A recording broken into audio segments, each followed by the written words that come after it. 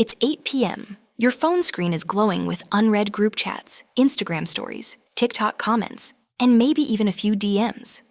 Technically, you are more connected to human beings right now than any generation in human history. But as you scroll through all of it, a quiet, heavy feeling settles in your chest. You feel entirely, completely alone. Your first instinct might be to blame yourself. You think, why am I like this? People like me, I have friends. So why do I feel so disconnected? Take a breath. You are not weird, and you're not ungrateful. What you're experiencing is a very real modern paradox: hyperconnectivity masking deep loneliness. Let's look at the science of what's actually happening inside your brain when you interact through a screen. First, pioneering sociologist and MIT professor Dr. Sherry Turkle spent decades studying digital communication, coining the phrase "alone together." Her research demonstrates that digital interactions offer the illusion of companionship without the demands of real friendship. When we communicate through texts, likes, and voice notes, we edit and sanitize our responses. We trade vulnerability for control. But your brain doesn't register edited micro-inputs as true human connection. It registers them as surface-level noise. Second, a landmark meta-analysis on social isolation, led by Dr. Julianne Holt-Lundstad at Brigham Young University, showed that human beings require genuine, reciprocal social bonding to regulate our stress hormones and nervous system.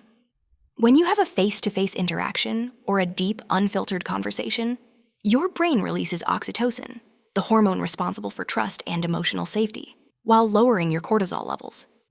Texting someone a meme or watching their story doesn't trigger that neurochemical release. It's the digital equivalent of eating cotton candy when your body is starving for real nourishment.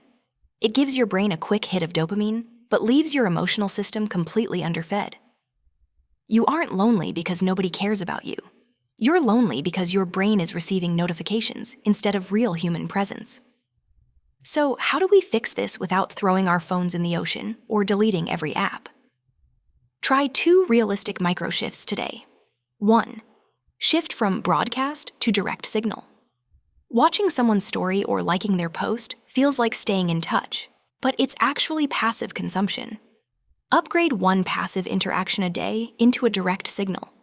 Instead of liking a friend's post, send a quick voice note or text. Hey, no need to reply right away, but I saw this and thought of you. Hope your week is going okay. Moving from broadcast engagement to direct, low-pressure communication instantly changes the depth of the connection. 2. Trade low-stakes group chats for one-on-one. Micro-hangs group chats are great for memes, but terrible for emotional safety. When everyone is talking to everyone, nobody is really listening to you. Pick one person this week for a low-stakes, real-world task. You don't need a fancy dinner or a big night out. Ask them to walk with you to get coffee, run a quick grocery trip together, or study side by side in silence. Parallel living creates the ambient, low-pressure presence your brain actually craves. You don't need 50 close friends to stop feeling lonely. You just need 1 or 2 spaces where you can be real, unedited, and present. Forgive yourself for feeling isolated in a world designed to keep us scrolling. Feeling lonely in the digital age doesn't mean you're unlovable. It just means your human biology is asking for something real. Unclench your jaw, drop your shoulders away from your ears, take 1 slow breath in and out. Reach out to 1 person today, keep it simple, and give yourself credit for trying.